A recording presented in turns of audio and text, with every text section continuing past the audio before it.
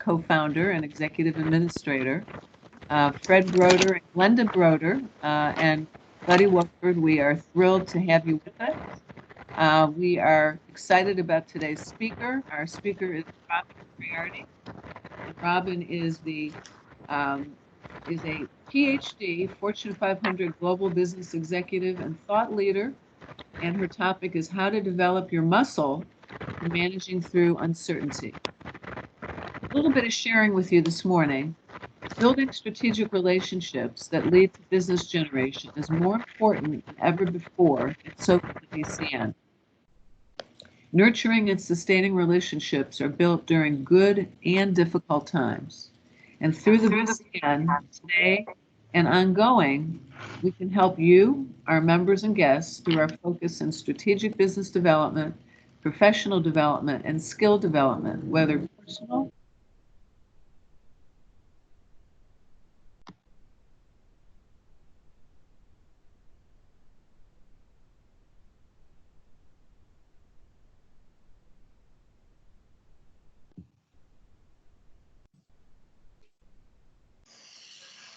Dave, can you hear me?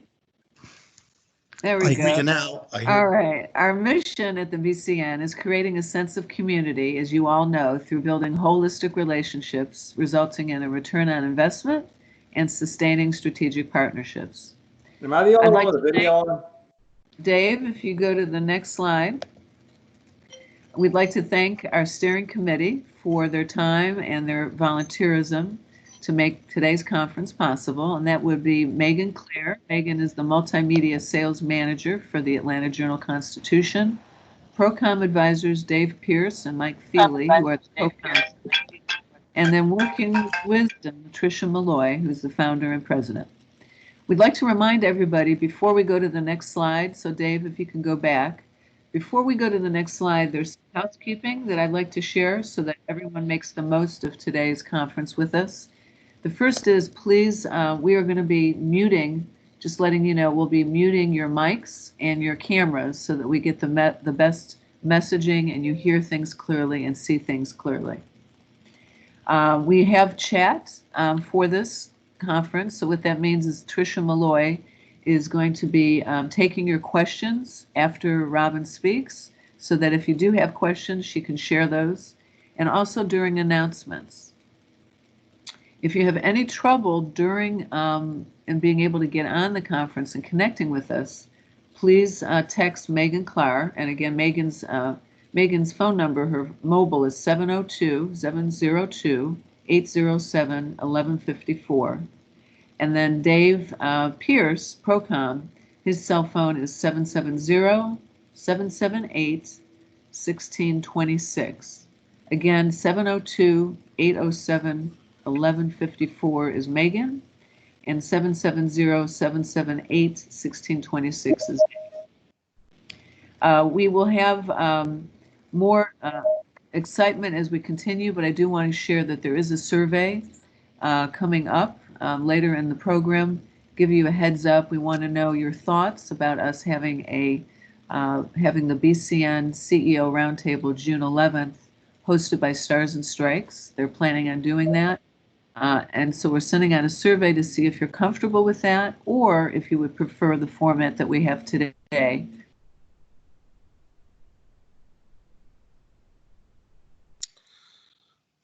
And then we will get the results back next Tuesday. Dave, if you would go to the next slide. We'd like to recognize during this time all of you, as I've had the privilege, and Jeff, to talk with you very often each day and throughout the weeks and months.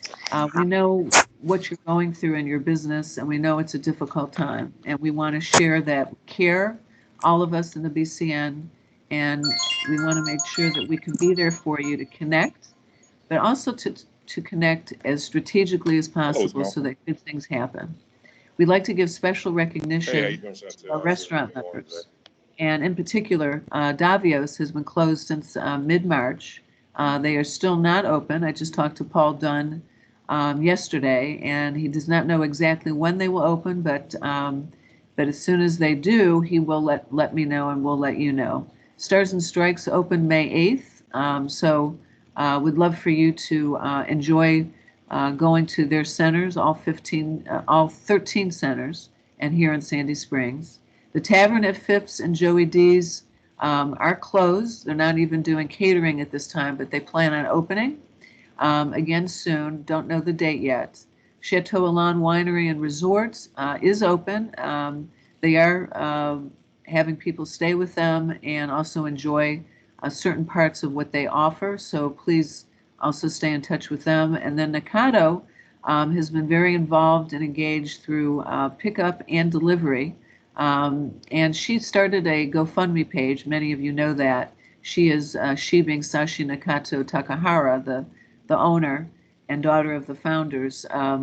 She started a fund to help her employees and to ensure that for the next month, which has now been a little over a month, that she could pay for their salaries and their whether they're hourly or not. So it's been quite a commitment, and luckily she was able to do that because of the fund that she had saved for remodeling the restaurant. So your donations and contributions she very much appreciates, and wanted to share that with you. And they are open, doing a very robust lunch and dinner, curbside and delivery. So again, a special recognition to our restaurants at this time and hospitality partners. Our next slide. Dave? Where are you, Dave? There we go. Member news and member offers. So if you go up to the website, please note that our members, I'm hearing some noise from members that are not muting their. So if you are listening to us today, if you could please mute your microphone so we don't hear you. Thank you. So member news and member offers at the top of our toolbar on the BCN website. Please take a look, because many of you we want to thank for going above and beyond and providing services at no charge during this time, and even discounts to help people save money. So please take a look at member news and member offers. We do have good traffic at the BCN through the BCN website in those areas. Next, we're going to go to Dave. You can go ahead to the next slide. Dave, there we go. 4 key pillars of value. As a reminder to our guests and our members, through your membership, we help you with warm referrals and sharing industry insights, building strategic partnerships, and professional development, as I mentioned earlier, focused on our keynote speakers, as well as the masterminds that we have throughout the week and the month, and officially we'll be launching a more formal program before the end of the year. We go to our next slide. 6 platforms that we focus on in the BCN, as a quick reminder, are roundtable forums like this one, our annual holiday appreciation mixer, which will be at Stars and Strikes, our company profiles and member offers through the website, resource sharing amongst each other, and community engagement and supporting United Way, which is our cause and our going on 4-year member. Thank you, United Way. Okay, so next let's go to Jeff, if you'd like to share a couple words for us with regard to Consumer's Choice Award. Jeff, can you hear me? Okay. Let's see. Can you hear me now? We can hear you now. If you want to share a little bit about the Consumer's Choice. Yes, we just launched the 2019-2020 award year. I know we have quite a number of Consumer Choice Award winners who have been identified this year, so I want to congratulate all of you. And for next year's award program, please log on to voteatlanta.biz. You'll find our online voting website when you log on. So don't forget to vote for next year. And again, congratulations to all of our award winners. Wonderful. Congratulations. Dave, if you go to our next slide, we're going to talk about renewals. Because we are not here seeing each other in person, we want to at least recognize the renewals and our new member between March and May. And then if we move forward and have the BCN Roundtable at Stars and Strikes in June, then you will have your opportunity to do your 2-minute spotlights. But we'd like to thank at this time Brown & Brown Insurance of Georgia, Skip Cornell, Vice President. Second-year member, Creative Approach, William Dufay Braun, Chief Development Officer. 4-year member, DTK Coaching, David Taylor Klaus. 4-year member, thank you, David. Hunter Recruitment Advisors, Aaron, going into your 3rd year, thank you very much. J.D. Moore Insurance Brokers and Bonds, D. Moore, President and CEO. We thank you, D, for your 2nd year. Peter Weinbaum, Ameriprise Financial Services. Thank you, Peter, for your 2nd year. Stars and Strikes, Jennifer Reeves, and really the whole team. This is their 4th year. Thank you so much. Stride Consultants, Bob Schroeder, 3rd year. Thank you, Bob. And TP Corporate Lodging, Tim Miller, this is your 2nd year. We thank you. And our new member is Rian's Designs. That's Rian, Garforth Venter, and Michelle Venter, as well as Gerald Biggs. Thanks so much. Dave, you can go on. We'd like to now introduce our speaker and share a few words from the heart as well as from her bio. Robin comes from a family of givers, hard workers, entrepreneurs, and like you, Robin, took the bull by the horns in setting a plan for building her personal and professional brand and thinking outside the box and connecting the dots as a gutsy leader. See her website, Gutsy World, by the way, and an inclusive leader. She lives her life asking, are you making choices right for you, or are you living your life according to others' rules? Let me share her professional bio. Robin is a global business executive, speaker, and author, and thought leader who regularly shares her observations and advice on navigating complex work and life questions through speaking engagements for students and professionals. She's lived on 4 continents and traveled to 60-plus countries, and is an adjunct professor at the Fuqua School of Business at Duke University. Dr. Moriarty taught cross-cultural leadership to future global leaders.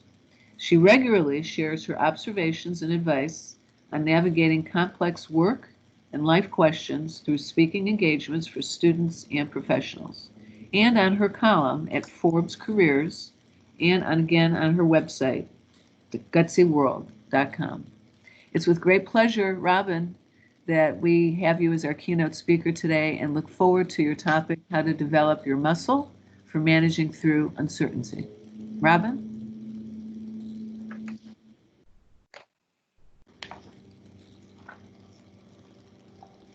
Okay, I think we could take Robin off mute. And Robin, if you could share. Great. And can we put the video on? Because I think that'll be a little more fun for people to see my face. Or maybe Robin, not. Do not get, oh, there we go. There we go. All right. So, Dave, if we could put Robin's face on so we could see her and not the slide.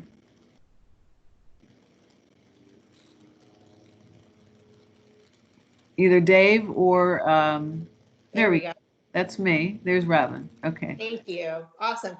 So hi, everyone. I'm really excited to be here today and really appreciative to the BCN to invite me to share some thoughts and some perspectives. I come from a family of entrepreneurs. I'm the daughter of a small business owner. My life has been working in corporate world, but I'm sort of one of those entrepreneurs inside of corporate organizations. And fundamentally inside, I have a tremendous amount of respect and appreciation and empathy and admiration for people who are running their own businesses at all times, and especially for people who are running their own businesses in this moment right now, which is very strange. When Deborah and I talked about the opportunity to come and speak, one of the things that I was saying might be worthwhile to talk about is this topic of how do you manage through uncertainty? There is no doubt that what we're living through right now, it's words that have been overused. It's unprecedented. It's surreal. Everyone feels like the rug has just been pulled out from under them. And there's this massive sort of freak out of what is going on, and then what do I do about that? And as business owners and business leaders, you have your own freakouts too, for obvious reasons, because everything has kind of gotten upended. But you also have that responsibility to be the leaders for your employees and be a leader in your community and with your customers and with people around you.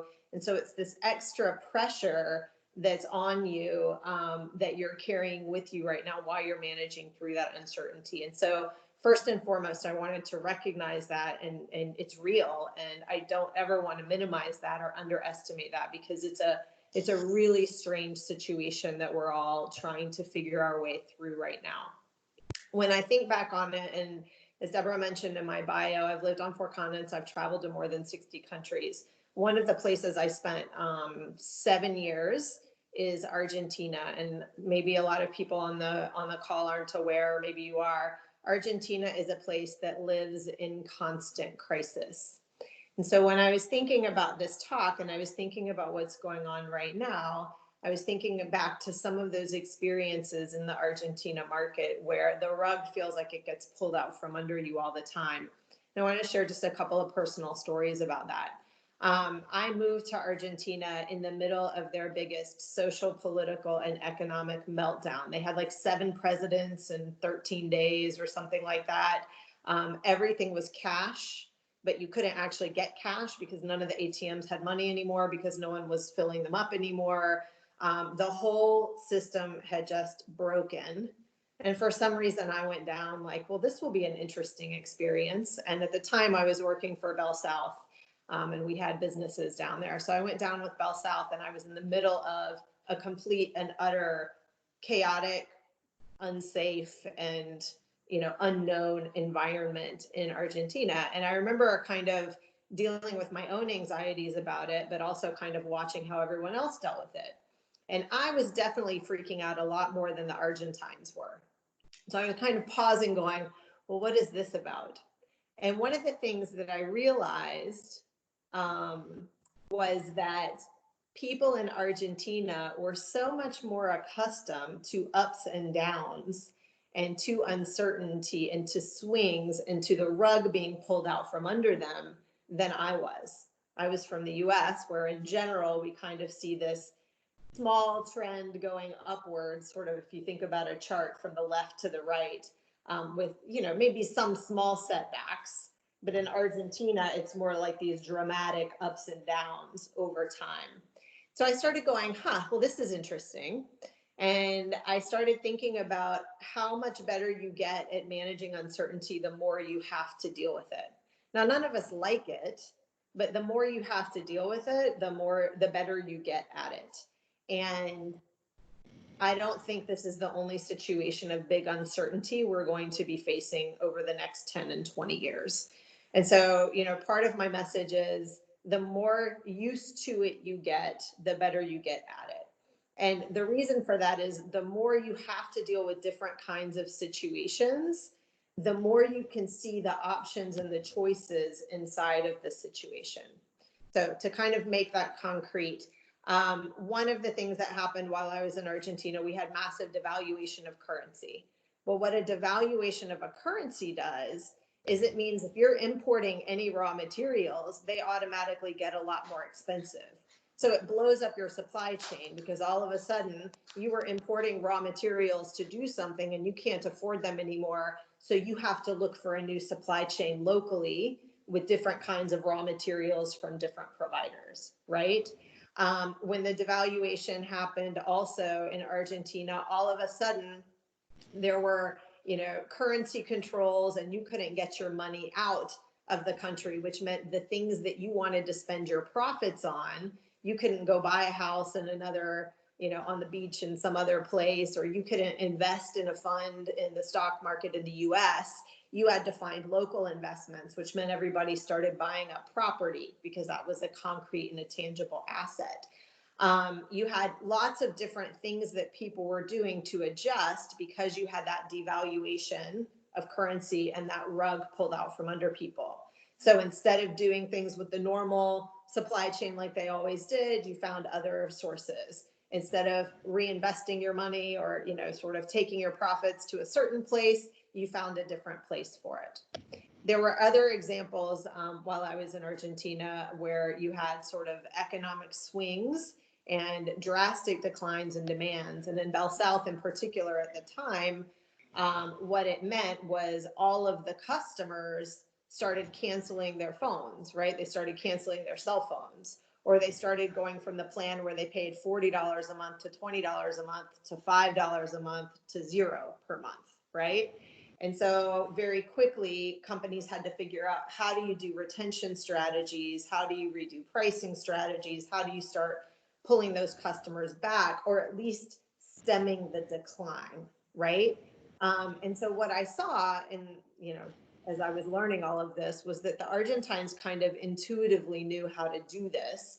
They knew when to go forward, they knew when to go back, because they had dealt with so many different variations and so many crises over the course of their lives and sort of their professional careers. And so I think that's part of the message is you have these crises and it's how you deal with them that makes the difference. But the more you can get yourself exposed to different business models, different structures, understanding different supply chain and sourcing, so you're not only reliant on one and when it disappears, you disappear. Understanding your consumers and how do you pivot and do your business models differently. The more you can get yourself exposed to different kinds of ways of thinking, to different business models, to different experiences that force you to think differently about your own business, the more you're going to be able to build that muscle and manage through that uncertainty. And I've been incredibly impressed, especially with the restaurants that I've seen in Atlanta, how some of them have so quickly pivoted to takeout. It seemed like almost overnight. I've been so impressed with other businesses that I've seen with the delivery groups, with how retail is figuring out how to do, contactless and all these other kinds of things. And I think it's that ability to move and pivot that really makes the difference during uncertainty. And I think after that initial freak out of what's going on, I need to do something, it's that muscle and that recognition and knowledge that you have a choice about how you want to approach it that makes a big difference. And so kind of going from that reactive freak out, my amygdala is going crazy, like I'm in my fight or flight mode, to, okay, where are we going to go from here? And the more different experiences you have to pull on, the better, and you and the people around you, the better you'll be at figuring out and managing through that uncertainty. And again, I don't think this is the only one we're going to have. I think we're going to have lots of different kinds of uncertainty, maybe not so extreme, but lots of uncertainty over the next 10 to 20 years. So getting that muscle and figuring out how to develop it, I think is really important. So I want to pause there. So Trisha, so Trisha, with our chat, are there any questions that have come up at all? Not yet. I posed what changes have you made? I posed that to the BCN members, so perhaps people will chat in and we can share that. Robin, why don't you share, you have 5 takeaways for us. Why don't you share those? Yeah, do we want to put those back up on the slide so we can see them? Let's see if we can do that. Yeah. Dave? Let's see if Dave has his unmuted. There we are. So again, I think that whole key message of exposing yourself to diverse situations that require you to be flexible and adaptable and creative, that's what can give you sort of those different ways you can pivot and you can approach your business during times of uncertainty. So how do you do that, right? That's the big question. So the way you can focus on that, and I always say, I love to surround myself with people from different backgrounds, because I find that people from different backgrounds sort of intuitively have different ways that issues have been handled in their country or in their community, that can inform me of, oh, that's interesting, I could pivot this way or I could pivot that way. So the first thing I always do is expose myself to people from lots of different perspectives and people who've had different kinds of experiences, whether that's sort of cultural, which definitely happens for me, or whether it's even just industry. Don't just know the people in your industry, start meeting people from other industries, because sometimes you can pull learnings from other industries into your industry and kind of get something from there. And then also that's reading and studying just a wide variety of stuff. to help build a repository of skills and things that you can pull from. So that would be the first one. The second one, and I think this is really important, because once you shift from kind of freaking out and pivoting and getting your business in a different direction, it's the moment to start realizing you have choices about how to run your business, but you have choices also about the big picture and the strategic part of your business, about how to rearrange your business, which I think a lot of leaders are looking at right now. A lot of are saying, hey, my employees, I want to think differently about paid sick leave, or I want to think differently about, salaries and who's essential and all of this kind of stuff. So and I want to make sure my community is thriving, because my business thrives when my community thrives. So how do I want to incorporate community involvement or community participation more into really the fabric of my business? Many businesses are thinking only about investors or profit. And I think right now, a lot of businesses are pivoting to think much more broadly about why they're there, who they're there for, and how they want to think differently, especially about communities and employees. You also have that power in your personal life to make those choices. And that to me is a very important and personal thing to talk about. And I talk about it in the terms of a game. And that's the book that I wrote called What Game Are You Playing? But you choose to play your own game. You don't have to play the game that other people are telling you have to play. You don't have to measure your success by other people's rulers. You can choose to be profit as your only motive. You can choose to be sort of this building for long-term generational wealth as your motive. You can choose, sort of profit sharing with employees as your motive. There are lots of different ways that you can think about that at your business. You can think about that personally as well. You can think about how success is measured to you, and maybe it's not the car you drive and the house you live in and the vacation you take, but it's something else that's meaningful for you. And so when you're in these moments of uncertainty, after you get through the initial freak out, then you have the opportunity to start thinking about how you want to rework for your business and for your personal life, your priorities and your own definitions of success. Changes of life phases, crises, uncertainty are great times to be thinking about these kinds of things. And then the last takeaway is there's really nothing more satisfying. And I think a lot of you on this phone call probably know that from different points in your life, but there's nothing more satisfying than really doing what you need to be doing and living your life the way you want to be living your life, instead of living your life to achieve someone else's goals or to achieve what you're supposed to be achieving. Finding that definition of success for yourself is really sort of the most fulfilling thing that you can do. Wonderful, very, very poignant and relevant. Tricia, before I ask a question, is there any questions that have come? Well, I've got some comments around changes that we've been making. So Roderick says one of the changes that we made at MP Group is to strengthen our LinkedIn presence, and they purchased the paid version for each member of the sales team to allow them to use LinkedIn more effectively. And I also heard from David Taylor Klaus, and he says, unique times require unique offerings with unique pricing. Instead of changing the pricing of my existing services, too many companies are simply discounting or giving away their products and services. I've added situation-specific offerings to respond to the immediate needs of my market. Can I just say, I love both of those. Rod, Yeah. The digital piece is huge. And just the way we're doing this meeting right now, right? That's a pivot. But the digital piece is huge. And more and more work from home, more and more digital only, more and more delivery, onboarding, marketing, all kinds of stuff happening just in that digital space. LinkedIn is awesome for that. And I think other tools and there will be more momentum behind that.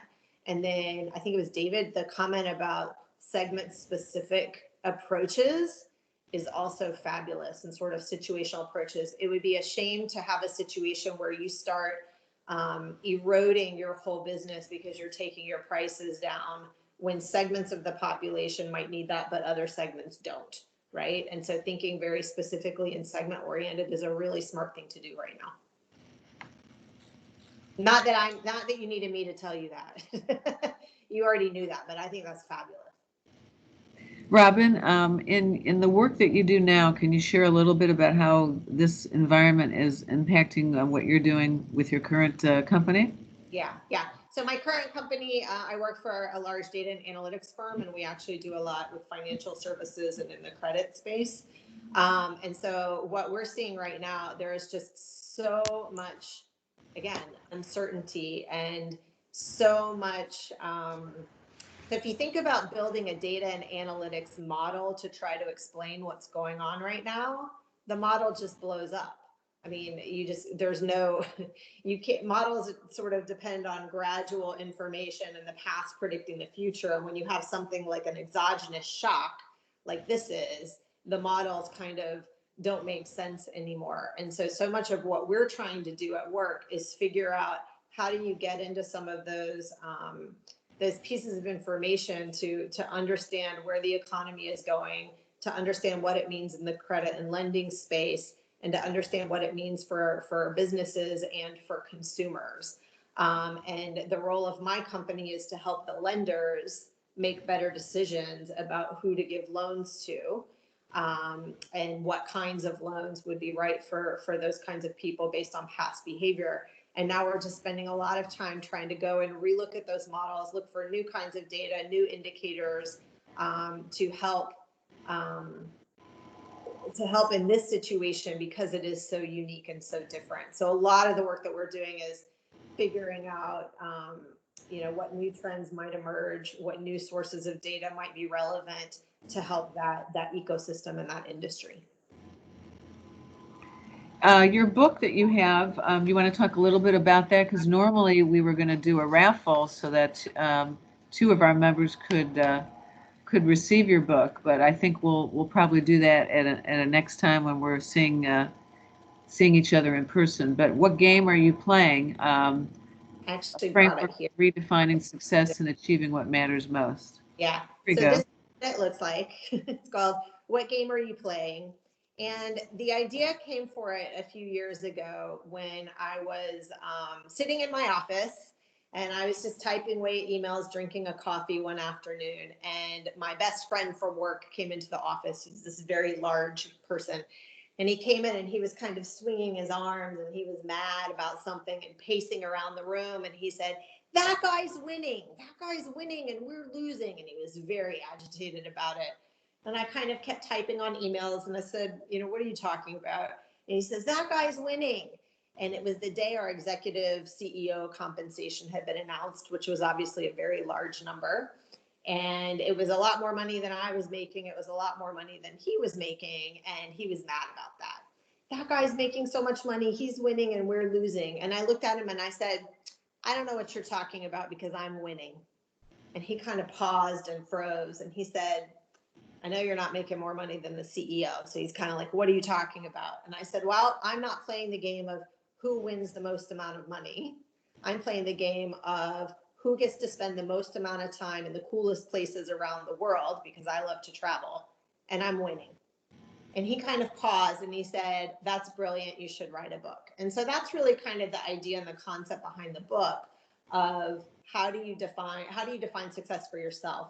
And the thing that's unique about the book, because of all the different cultures that I've lived in and the different places that I've traveled, I've seen how much culture impacts your definition of success and what you think is required and what you think is successful. And so the book goes through a lot about our conditioning and about what success is supposed to mean and those milestones. You go to high school, you go to college, you get a job, you get married, you have a house, you have a kid. Our culture tells us the different steps of success. And then our culture measures success by how much money you have, what your house looks like, what your car looks like, etc., where your kids go to school, whatever. And you don't have to play that game if you don't want to. If you do, that's great. But if you want to play a different game where you don't buy a house or you don't have kids or you don't get married or, if you want to give all your money to somebody else or you want your business to be a nonprofit or profit sharing with employees, whatever it is, you can define that. And the book helps you understand why that's so hard.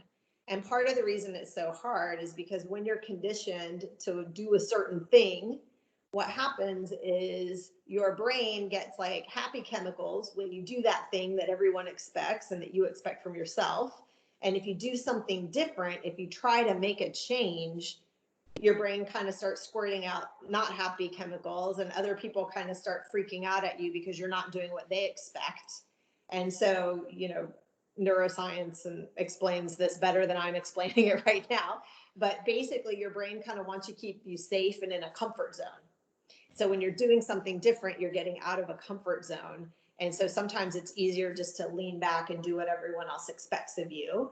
But really, if you can kind of recognize what's going on and push forward, you can start redefining success for yourself and kind of get into a better, more fulfilling place. And the book is full of like cute, here's my self-portrait. And I did all the drawings in the book, which I'm very proud of.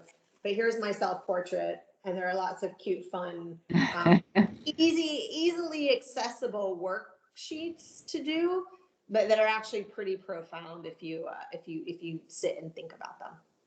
So that's the book called What Game Are You Playing? Wonderful. Love it. And I want to get an autographed copy, and would love to have a couple for our members. Tricia, is there any comments? Well, first of all, Robin, your book sounds great. In fact, I just went to Amazon and downloaded the ebook, so I'll be reading it today. Awesome. Thank you.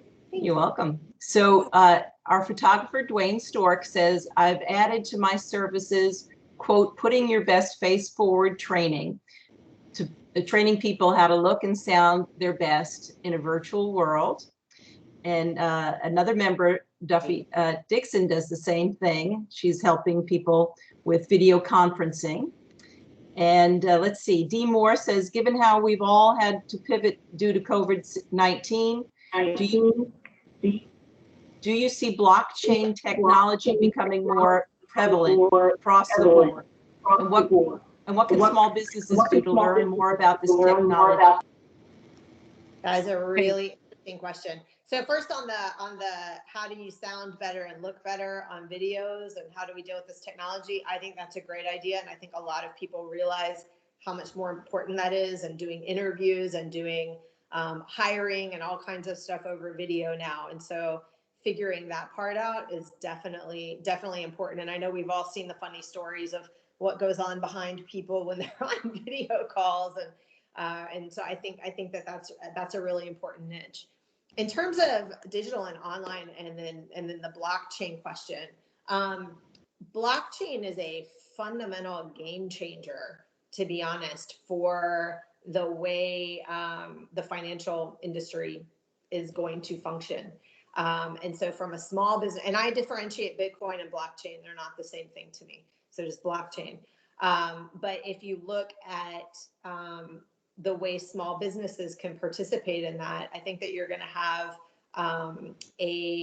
that set of technology is going to be baked into existing processes and existing banking functions as a way to accelerate things like payments and reconciliations and things like that. And so I think it's fundamentally going to be a game changer. It's not there yet, still really new.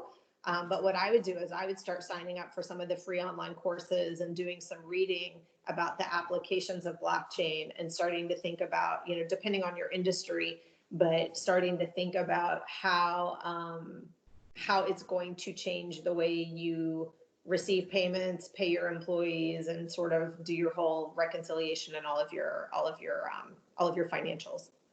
Robin?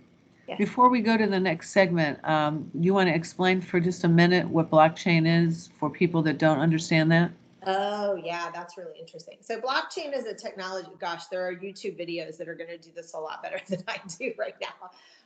But blockchain is a technology. The easiest way to think of it is as a distributed ledger. So if you go back to like 1900, and the way you did your financials is, okay, Robin sold $100 to Deb, and Robin owes Jeff $25, and she owes somebody else $60, and she takes home whatever.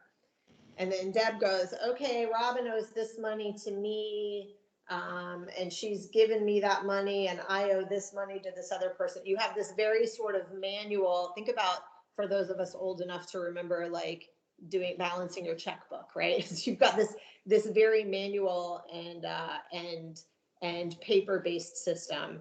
Banks came in and what they did was basically took that paper-based system, but made it electronic, right?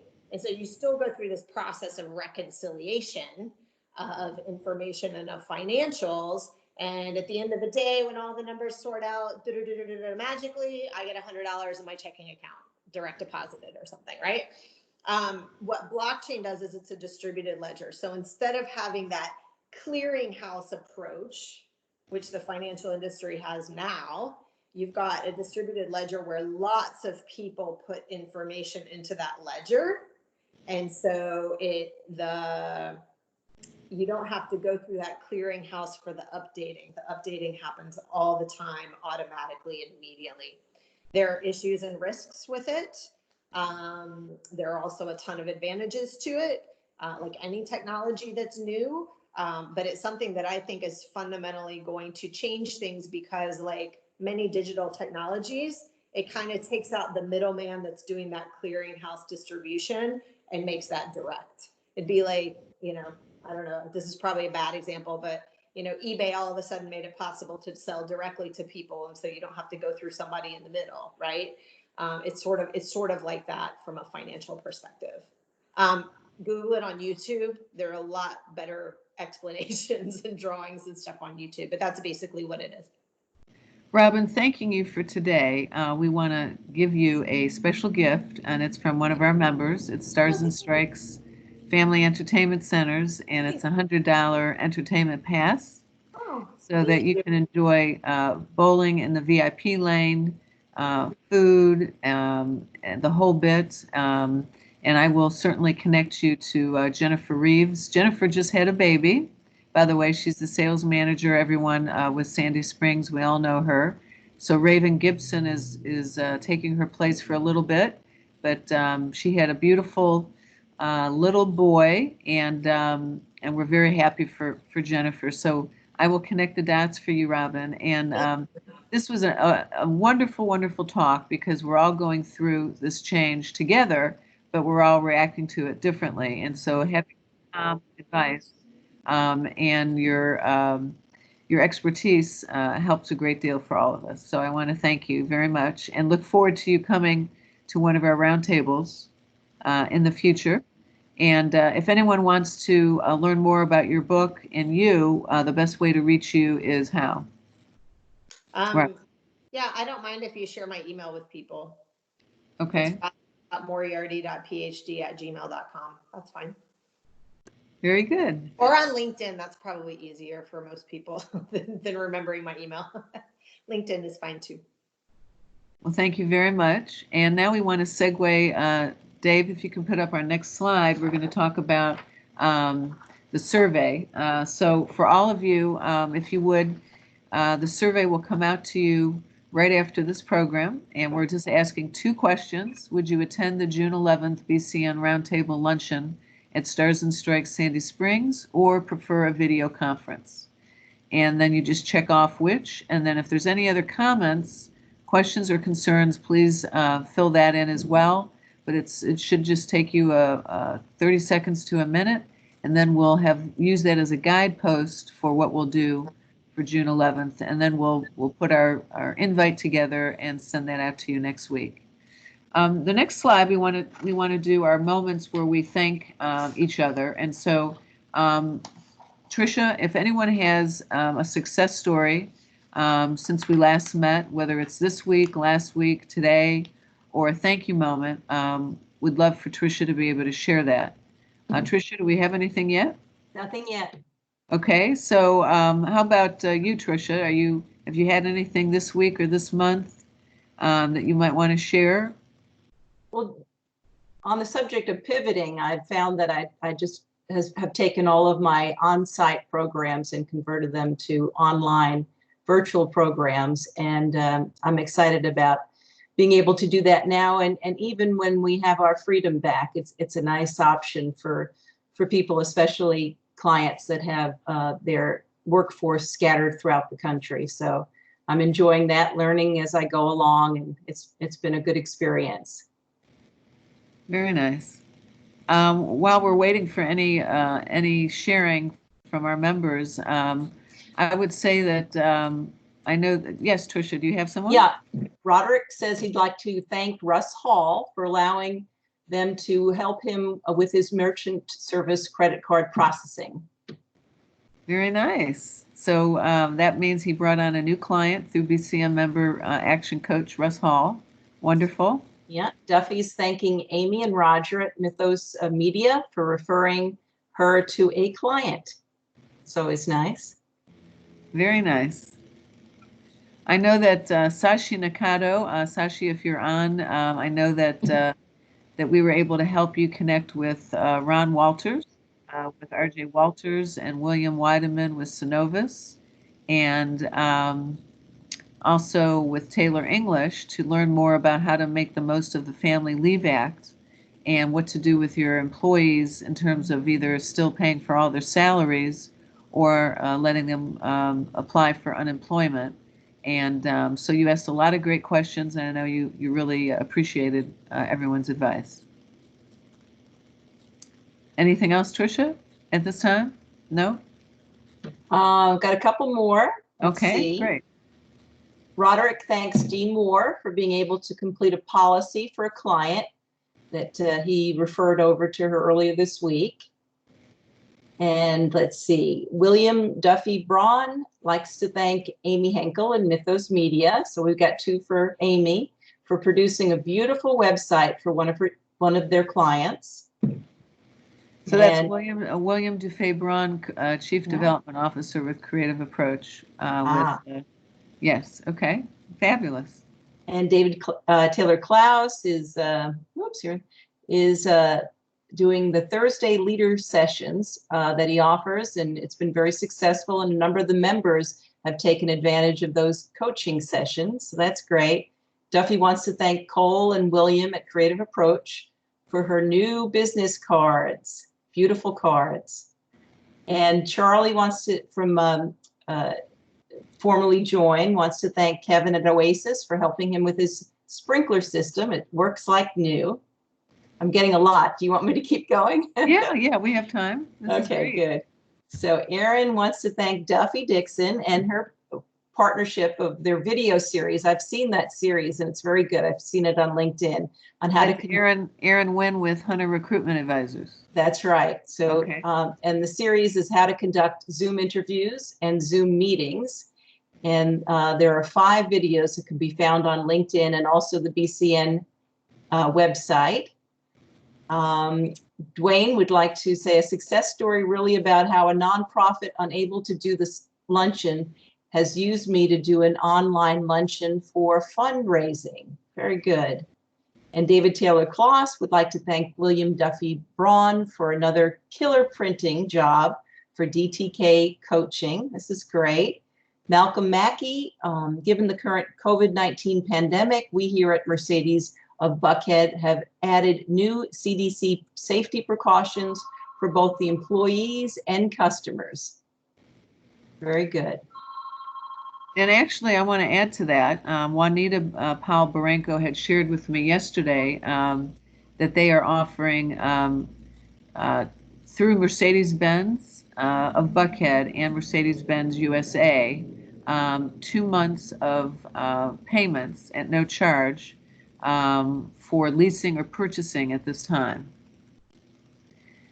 So if anyone wants to reach out to Mercedes-Benz of Buckhead and to Malcolm, this would be a great time to do that.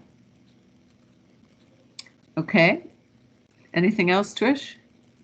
Well, I think that's all wonderful. Thank you, members. We really appreciate you sharing because that makes everyone feel good.